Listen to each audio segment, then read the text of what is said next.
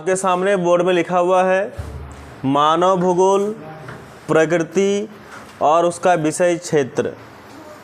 हमने कल पार्ट 1 बनाया था और पार्ट 1 को बड़े अच्छे से समझ लिए।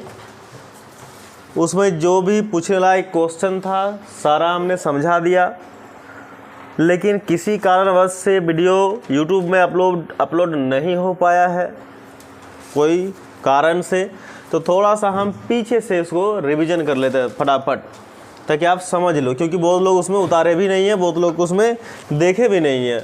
तो इसको हम थोड़ा सा एक बार रिवीजन करके तौर पर पीछे का चीज़ें देख लेते हैं। और उनमें कल मैंने आपको बताया था कि भूगोल, हमने कल का समझाया था भूगोल, और इसको इंग्लिश में जियोग्राफी भी बोलते हैं। ध्यान से सुनिएगा, एक बार फिर से रिवीजन आपका हो जाएगा, क्योंकि इसको 2 बार सुनने से कोई हानि नहीं है, लाभ ही होएगा। तो भूगोल, इंग्लिश में जियोग्राफी, हमने कहा था ये एक कौन सा शब्द है, तो ग्रीक शब्द है। मैंने कल बड़ी इत्मीनान से समझा दिया था। ग्रीक बोलो, यूनानी भाषा बोलो, एक ये ग्रीस, यूनान, एथेंस, ग्रीस, सब एक ही है। अगर मैं इस जियोग्राफी को तोड़ूं, उसके बाद इसको भी तोड़ेंगे, सेम ही आएंगे। तो इसके 2 पार्ट निकले थे, कल समझाए थे, एक जियो बोल के और एक ग्राफियन बोल के या ग्राफी बोल के आया था ना कल, ग्राफिया बोल के। इसका अर्थ होता है पृथ्वी, यानी जिसको हम लोग बोलते हैं अर्थ हम लोग का, और इसका मतलब क्या होता था, डिस्क्राइब करना यानी वर्णन करना। यहाँ समझाए थे। अगर दोनों को मैं कंबाइन कर दूँ, विलास कर दूँ, तो दोनों एक साथ मिलकर क्या निकलेंगे कि पृथ्वी का वर्णन करना, यानी पृथ्वी के बारे में कुछ लिखना, कुछ कहना, कुछ वर्णन करना, उसी को हम लोग बोलते हैं भूगोल यानी जियोग्राफी बोलते हैं। यहाँ तक कल सिखाए थे। साथ मैंने आपको कहा था 2 क्वेश्चन बड़ा इंपॉर्टेंट है, उसको याद रखिएगा। पहला कि भूगोल शब्द को किसने दिया था, शब्द याद रखिएगा। तो मैंने समझाया था इरेटोस्थनीज, लिखाए थे इरेटोस्थनीज। जब भी शब्द पूछा जाए तो इरेटो का नाम दीजिएगा। और ये कौन है, तो ये भूगोल शब्द के पिता या जनक, भूगोल शब्द का याद रखिएगा, पिता या जनक। लेकिन वही क्वेश्चन अगर भूगोल से एक और पूछ दे कि भूगोल का जनक, भूगोल का, ये तो शब्द का जनक हो गया, भूगोल शब्द का जनक, टर्म का जनक, लेकिन भूगोल का जनक पूछा जाए तो क्या लिखोगे, हिकेटियस। ये बात भूलिएगा नहीं। 2 सवाल यहाँ से बन गए आपके, इनको याद रख लीजिएगा, इनको याद रख लीजिएगा। फिर भी कौन गुनगुना रहे हैं, ए भौरा भ्रिंग ब्रिटल्स, काहे गुनगुना रहे हो यहाँ, काहे गुनगुना रहे हो। तो मधुमक्खी के खेते पर आया है। कौन था, संदीपा था। तो मार के पलटा देंगे, लंबा कर देंगे यहाँ, फिर हम सब मिल के बैठ जाएंगे चटाई की तरह, फिर सांस ले पाओगे, हाँपोगे, देखो पिता या जनक, इतना याद हो गया। आगे चले थे हम, तो हम समझाए थे कि आपके पास भूगोल की कितनी शाखाएं हैं। तो मैंने समझा था भूगोल की 2 शाखाएं समझाए थे, 2 शाखा। एक को बोलते थे भौतिक भूगोल, यानी इंग्लिश से बोलते हैं पीजी। एक को बोलते थे हम लोग मानव भूगोल, समझाए थे मानव भूगोल, जिसको बोलते थे एचजी, ह्यूमन जियोग्राफी और फिजिकल जियोग्राफी। कल ये भी बताए थे कि भूगोल, भौतिक भूगोल को हम लोग क्लास 11 में देखे थे, और इसके बारे में इसमें क्या क्या पढ़े थे, पृथ्वी का स्थिति, जलवायु, मौसम परिवर्तन, भूकंप, ज्वालामुखी का बनना, उसका उद्गार, ये सारे चीज़ें क्रियाएं हम लोग किस पे पढ़े थे, भौतिक भूगोल पे, क्लास 11th में। अभी जो हम लोग पढ़ेंगे वो मानव भूगोल पढ़ेंगे, यानी क्लास 12 में पढ़ना है मानव भूगोल को, और इसी चीज़ को पढ़ने के लिए हम इतना दूर मेहनत किए हैं। अब मानव भूगोल की बात करें तो कल मैं समझाए थे कि मानव भूगोल, मानव जो भूगोल है, इनकी उत्पत्ति कब हुई थी, तो 18वीं सदी में, 18वीं सदी में इनकी उत्पत्ति हुई थी। और कहा जाता है कि मानव भूगोल का जो केंद्र बिंदु है, सेंटर पॉइंट, किसको माने थे, क्योंकि चूंकि इसका नाम ही स्पष्ट है कि मानव, इसीलिए मानव भूगोल का केंद्र बिंदु, सेंटर पॉइंट, केंद्र बिंदु मानव, यानी मानव के द्वारा की गई वो सभी क्रियाएं, सभी क्रियाकलाप मानव भूगोल के अंतर्गत आंकी जाती है। यानी केंद्र बिंदु है मानव एक्टिविटी, यानी मानव की क्रियाकलाप। इस बात को कल हम समझाए थे। इतना जान गए हम लोग। अभी भी मानव भूगोल के बारे में खोज जारी है, इसलिए अभी खोज जारी है, इसलिए इसको बोलते हैं हम लोग प्रगतिशील विज्ञान, यानी डायनेमिक साइंस बोलते हैं इसको। अभी भी इनके बारे में खोज लगातार कंटिन्यूसली जारी है। आगे चलते हैं। तो मैंने कल आपको ये भी समझाया था कि अभी जो हम लोग भूगोल का जो रूप देख रहे हैं, वो भूगोल को क्या रूप दिया गया है? आधुनिक मानव भूगोल कहा गया है। आधुनिक मानव भूगोल यही कहा गया है। और आधुनिक मानव भूगोल के पिता के तौर पर या जनक के तौर पर किसको मानते हैं? Frederick Ratzel. फ्रेडरिक, आप लोग नाम लिखने में मिस्टेक ना कीजिएगा। हम देखते हैं बहुत लोग नाम लिखने में मिस्टेक करते हैं, नहीं समझ में आता है, पूछ लिया कीजिए, शर्म आता है किताब से देख लिया कीजिए, ठीक ना। किताब से कौन सी का शर्म। फ्रेडरिक क्या? रेडजेल। रेडजेल सिखाए थे। इनको क्या कहा जाता है? तो आधुनिक मानव भूगोल का जनक या पिता, जनक बोलिए या पिताश्री बोलिए, इन्हीं को कहा जाता है फ्रेडरिक रेडजेल को। यहाँ तक क्लियर हो गया बात को।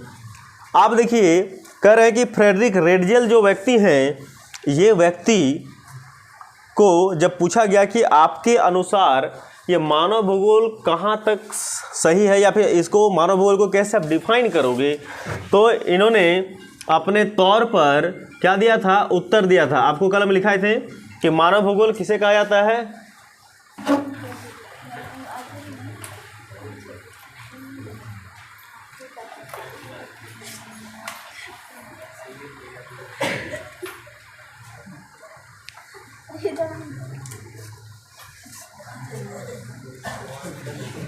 मन ना लागे हैं, मनवा ना माने, छूता उसमें ऐसे ऐसे ऐसे की उंगली करता है ऐसे करके।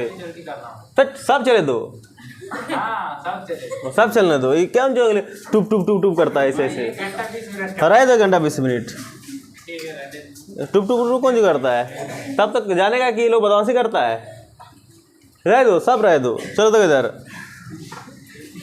फ्रेडरिक रेडजेल, किन्हीं महाशय को या महाशयी को याद है कि फ्रेडरिक रेडजेल का डेफिनेशन क्या था जी?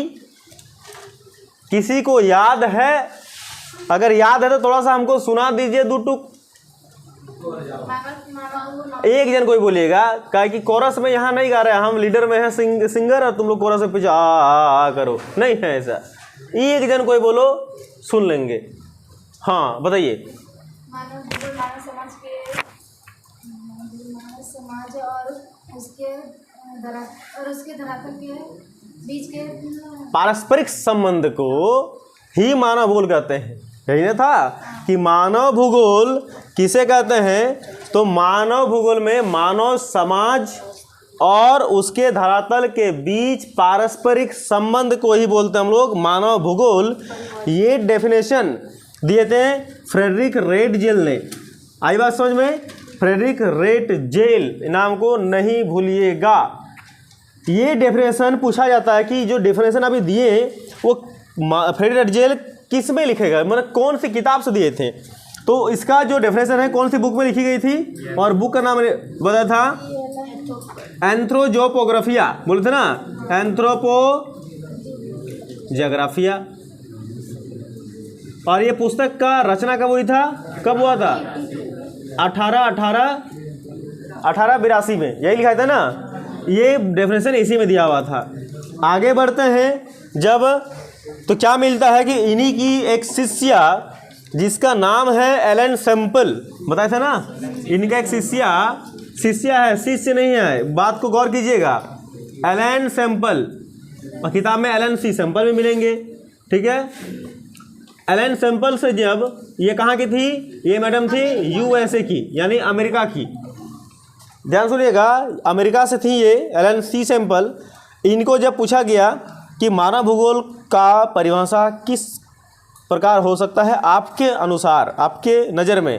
तो किन्हीं को भी याद है कि एलन सैम्पल ने कौन सा डेफिनेशन प्रस्तुत की थी चंचल मानव तो में? कोई एक जन बताइए। मानव भूगोल, चंचल मानव और अस्थायी पृथ्वी लिखाए थे, याद आ रहा कुछ भी? चंचल मानव, मानव चंचल हैं, और अस्थायी पृथ्वी के बीच सिंपल से याद रखना पारस्परिक संबंध को ही बोलते हैं हम लोग मानव भूगोल। ये इन्होंने दी थी, एलन सी सैम्पल ने। इस बात को याद रख लीजिएगा। इतना हो गया। अब थोड़ा सा आगे बढ़ते हैं विचारधारा की ओर। जो विचारधारा में क्या पाया गया कि इन दोनों ने जो डेफिनेशन प्रस्तुत किए उन विचारधारा का एक नाम रखा गया, और विचारधारा का नाम रखा गया निश्चयवाद नहीं, नियतिवाद। पहले नियतिवाद और फिर निश्चयवाद। ठीक है, किसी को पता है इसको इंग्लिश में क्या कहते हैं? डिटर्मिनिज्म। कल हमने लिखाया था, ठीक है ना। अब देखिए साथ में इसमें एक निष्कर्ष निकलता है, एक कंक्लूजन निकलता है। और कंक्लूजन क्या है? इसमें हमने कल आपको सिखाया था कि ये रहा पृथ्वी और ये रहा हम नहीं तुम। ठीक है, ये दोनों में बता दें कि प्रभावशाली कौन है, यानी सबसे ताकतवर कौन है, यानी कौन किसको गुलाम बनाता है और कौन गुलाम बनता है। कल समझाए थे। ये रहा पृथ्वी यानी प्रकृति, ये रहा मानव। तो प्रकृति का प्रभाव अधिक है, लिखाए थे ना कल कि इसमें प्रकृति का प्रभाव ज़्यादा है। यानी इस विचारधारा से एक कंक्लूजन क्या निकलती है कि मानव प्रकृति का गुलाम है, मानव प्रकृति का दास है, प्रकृति मानव की स्वामी है। इस बात से आपको याद रखना प्रकृति का प्रभाव अधिक है। ऐसा मतलब यही होता है कि प्रकृति हो गया बलवान, मनुष्य हो गया कमजोर। प्रकृति हो गया मालिक, मनुष्य हो गया दास या दासी। आगे समझ में? उल्टा अगर रिवर्स में चलूं तो मानव हो गया गुलाम, प्रकृति हो गया उसका मालिक। इतना रहेगा बात को। तो ये वाला बड़ा इंपॉर्टेंट है, इसको पूछा जाता है कि बताइए नियतिवाद या निश्चयवाद का विचारधारा किसने प्रस्तुत किया था? तो जो भी ऑप्शन रहे नाम मार लीजिएगा, पहली बात। दूसरी बात, ये निश्चयवाद या नियतिवाद में कौन ज़्यादा प्रभावशील है, प्रकृति या मानव? तो याद रखिएगा इसमें प्रकृति का प्रभाव अधिक होता है। प्रकृति ही सब मनुष्य क्या करते हैं? अपना गुलाम बना कर रखते हैं। जैसे में अगर पूछा जाए कि जैसे कोई एग्जाम्पल है आपके पास, जैसे में दे सकते हैं कि आधुनिक समय में एंशिएंट टाइम में लोग रहते थे जंगलों में या घूमते फिरते थे। उस समय प्रकृति बहुत ज़्यादा धूप करती थी, प्रकृति कभी कभी पानी बरसाती थी, प्रकृति कभी कभी बहुत ज़्यादा और भी कठिनाई प्रस्तुत करती थी। उन सारी कठिनाई को झेलना पड़ता था मनुष्यों को। लेकिन आज प्रकृति कुछ भी करे, मनुष्य उसको झेलता है क्या? नहीं झेलता। वो अपना कोई ना कोई उपाय निकाल ही लेते हैं। तो ये हम कल समझाते हैं। इसके आगे क्या बताए थे? इसके आगे हम बताए थे कि एक व्यक्ति और है जिनका नाम है विडाल डी ला ब्लास। याद अगर हो आपको तो मैं कल सिखाया था कि एक व्यक्ति है विडाल डी ला ब्लास। विडाल डी ला ब्लास ये व्यक्ति थे कहाँ से? तो फ्रांस से। रेडियल कहाँ से थे? जर्मनी से, है ना। ये व्यक्ति थे फ्रांस से, ये देखो लिखे गए हैं। और इन्होंने भी मानव भूगोल की क्या दिए थे? मानव भूगोल का डेफिनेशन प्रस्तुत किया था, ठीक है ना। लेकिन इसका वाला थोड़ा सा लंबा है, याद रख लीजिएगा, बाकी सब सेम है। मानव भूगोल का डेफिनेशन इसने भी दिया था। और इनके डेफिनेशन से कौन सी विचारधारा निकलती है? इनके डेफिनेशन से कौन सी विचारधारा निकलती है? संभववाद की विचारधारा निकलती है, संभववाद। और विचारधारा के बाद कौन सा कंक्लूजन निकलता है? कौन प्रभाव, किसका प्रभाव अधिक है? इसमें मनुष्यों का प्रभाव अब अधिक हो गया। मतलब मनुष्यों का प्रभाव अधिक है, मतलब अब मनुष्य क्या हो गए? मनुष्य हो गए स्वामी, प्रकृति हो गया गुलाम। मनुष्य हो गया मालिक, प्रकृति हो गया दास। यानी मनुष्य जैसा चाहेगा प्रकृति को वैसे ही अपने अनुसार उसको ढालेगा। अब प्रकृति इसमें कमज़ोर दिखाया गया है, मनुष्य को बलवान ताकतवर दिखाया गया है। तो इस बात को भी याद रखिएगा कि कैसे पूछे जाएंगे कि संभववाद विचारधारा किसने प्रस्तुत की थी? आंसर ये रहा, विडाल डिला बलास। या फिर क्वेश्चन उल्टा पूछ सकते हैं और ज़्यादा इसमें एडवांस में कि संभववाद की विचारधारा कौन से देश के भूगोलवेता ने दिए थे? तो उत्तर फिर आएंगे फ्रांस के। अगेन क्वेश्चन हो सकता है कि संभववाद विचारधारा में कौन सा कंक्लूजन निकलता है? तो मनुष्य का प्रभाव इसमें अधिक है। या मिक्स करके दे सकते हैं कि बताइए कि प्रकृति का प्रभाव अधिक होता है कौन सी विचारधारा में? प्रकृति का विचारधारा, प्रकृति का। चलिए समझ रहिए, हो जाएगा, हो गया। इस बात को आपको याद रख लेना है, एकदम जैसा लिखा मैंने वैसे ही। अब यहाँ पर हो रहा है लड़ाई किसके बीच में? इसके बीच में, ये पिलास में, और दोनों गुरु शिष्य के बीच में हो रहा है लड़ाई कि हम बताएं प्रकृति ज़्यादा बलवान है, आप बता रहे हैं मनुष्य का प्रभाव अधिक है, हम बताएं प्रकृति का प्रभाव अधिक है। आखिर है क्या इसका? ये जो लड़ाई आपस में कर रहे थे, लेकिन लड़ाई इतना ज़्यादा हो गया कि इनको हाई कोर्ट जाना पड़ा। हाई कोर्ट में नहीं हुआ, इंटरनेशनल कोर्ट जाना पड़ा। और तभी एक जज को बुलाए गए, और जज का नाम कल बताया था डैश डैश डैश, कल बताया था मैंने, ऐसा ऐसा ऐसा ऐसा लिखे थे ना। हाँ, तो इसका नाम लिखा था मैंने ग्रिफिथ टेलर। कृपया सुनिए, बात हल्ला नहीं कीजिएगा। टेलर, हल्ला नहीं कीजिए, यहाँ हल्ला नहीं कीजिए। चलिए सुनिए, सब आप लोग सब नहीं बैठे हैं। ग्रिफिथ टेलर, इनके पास जब मुद्दा आई कि बताइए महाशय, आप ही फैसला करो कि मनुष्य का प्रभाव अधिक है या प्रकृति का प्रभाव अधिक है, संभववाद अच्छा है कि नियतिवाद या निश्चयवाद अधिक है, अधिक अच्छा है। तो ग्रिफिथ टेलर ने कुछ देर सोचा, सारे सबूतों को जांच किए, जगह जगह घूमे। उसके बाद इसने कहा कि सुनिए, आप जो हम बताने वाले हैं उसमें हो सका दोनों को बुरा लग जाए, हो सका किसी को अच्छा लगे किसी को खराब लग जाए, तो हम जो बोलेंगे सच बोलेंगे, सच के सिवा कुछ नहीं बोलेंगे। ये देख लीजिए, ग्रिफिथ टेलर ने कहा कि अगर हम अभी बोले नहीं कुछ भी, हम जो बोलने वाले हैं अगर जिसको भी अच्छा लगेगा, तीनों आदमी है ना, दो लोग यहाँ, एगो, जिसको अच्छा लगेगा वो यहाँ पर क्या करना, रुक जाना, और जिसको बुरा लग जाएगा क्या कर सकते हैं, वो क्या करो यहाँ से, भाई निकल लो पहले फुर्सत में, हैं, चले जाओ। तो इससे क्या पता चलता है कि रुको और जाओ विचारधारा किन्होंने प्रस्तुत की थी? तो इसका उत्तर आवेगी ग्रिफिथ टेलर ने प्रस्तुत की थी। ये महाशय कहाँ से? ये भी USA से बिलोंग करते थे। तो अभी तक हमने दो चार भूगोलवेता का नाम जान लिए, चारों का देश जान लिए। आपको चारों नाम याद होना चाहिए। चारों का हमने क्या पढ़ लिया? विचारधारा भी पढ़ लिया। गुरु शिष्य का एक ही विचारधारा, नियतिवाद निश्चयवाद। विडाल डी लाबलास का एक विचारधारा संभववाद, और ग्रिफिथ टेलर का एक विचारधारा क्या है? दोनों को जोड़कर रुको और जाओ, ये बात विचारधारा। समझ में आ रहा बात को? आप चलते हैं एक चीज़ और, जो लास्ट कदम बताने वाले थे, भूल गए थे, बोले थे समय खत्म हो गया था, कि डिकेन और पीट्स के अनुसार, सुनिएगा, एक व्यक्ति और इसमें है, डिकेन और पीट्स। डिकेन और पीट्स, देखिए नाम को याद रखिएगा, किसको लिखना है कुछ तो लिख लीजिए फटाफट, नाम को जरूर लिख लीजिएगा। नाम, इसका नाम कैसे लिखोगे? देखिए ऐसे लिखना है, यहाँ पर लिखिएगा कॉलम बना के विचारधारा, और यहाँ पर लिखिएगा उसका निष्कर्ष, लिखिएगा निष्कर्ष, ठीक है। पॉइंट नंबर 1 यहाँ पर लिखिएगा रेड जेल, उनका विचारधारा, है ना। या फिर एक कॉलम और बना लो, यहाँ लिखना भूगोलवेता, भूगोलवेता का नाम जैसे हो गया रेड जेल। देखिए मैं बता रहा हूँ, लिखने का तरीका आपको याद रहेगा, आपको जन्म जन्म तक याद रखना है, जन्म जन्म तक। हाँ, एक साल वाला पढ़ा वाला याद नहीं रहता, जन्म जन्म तक। एक साल बहुत दूर बोल दी, कल वाला याद नहीं रहता है, जन्म जन्म जन्म। देखिए यहाँ लिखना है भूगोलवेता, इतना सुनिएगा, बेटा नहीं, भूगोलवेता।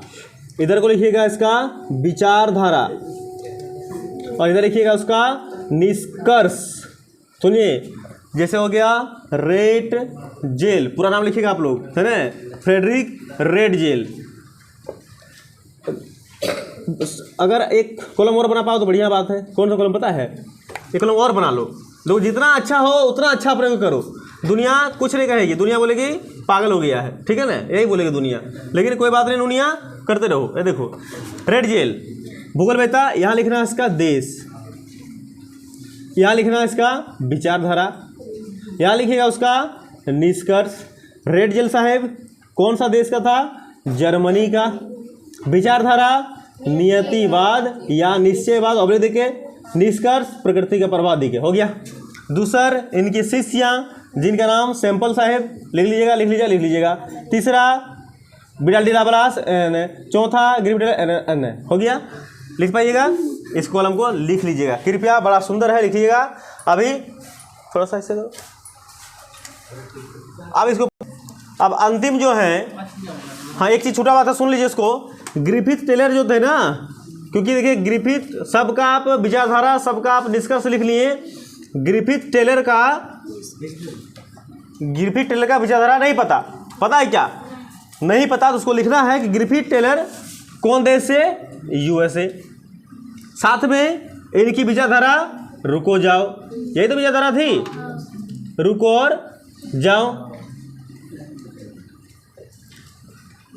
रुको जाओ। इनकी रुको और जाओ को ब्रैकेट में क्या लिख लोगे कि रुको और जाओ की विचारधारा को लिख लोगे नवनिश्चयवाद। क्या लिखोगे? इनकी विचारधारा को लिखोगे नव नियतिवाद, नियतिवाद या नव निश्चयवाद एक ही है, ठीक है ना, एक ही है कि नव नियतिवाद या फिर निश्चयवाद, एक ही है, निश्चयवाद। न्यूली डेस्टिनीड इसका इंग्लिश में इसको बोलते हैं। तो रुको और जाओ, ये विचारधारा को भूगोल बता रहे हैं, भूगोल के शब्द टर्म में क्या लिखे? नव नियतिवाद या निश्चयवाद। यहाँ समझ में आ रहा है। अंतिम जो बचा हुआ है वो है डिकेन और पीट्स। पहले सुन लीजिए, डिकेन एवं पीट्स के अनुसार मानव भूगोल में किसे शामिल करा गया है? देखिए ध्यान सुनना, शामिल करा गया है। डिकेन और पीट्स के अनुसार, इनाम को याद रखिएगा, डिकेन और पीट्स के अनुसार मानव भूगोल में किसे शामिल किया गया है? तो याद रखिएगा कि डिकेन एवं पीट्स के अनुसार मानव भूगोल में मानव और उसके द्वारा किए गए कार्यों को शामिल किया गया। फिर सुन लीजिएगा, डिकेन और पीट्स के अनुसार मानव भूगोल क्या है? सब अपने अपने तौर पर उत्तर दिए। अंतिम पूछा गया डिकेन पीट्स साहब को कि बताइए वहाँ से आपके अनुसार मानव भूगोल में किसे शामिल करना चाहिए? तो ये व्यक्ति बड़ी प्रेम से जवाब दिए कि चूंकि मानव है तो मानव को रखेंगे, नहीं तो बुरा मान जाएगा।